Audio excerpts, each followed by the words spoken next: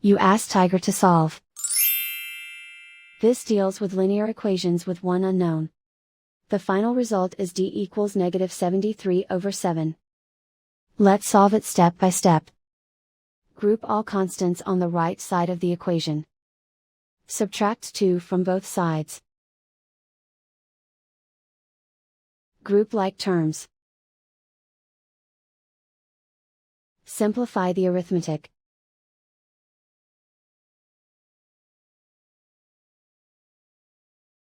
Isolate the d.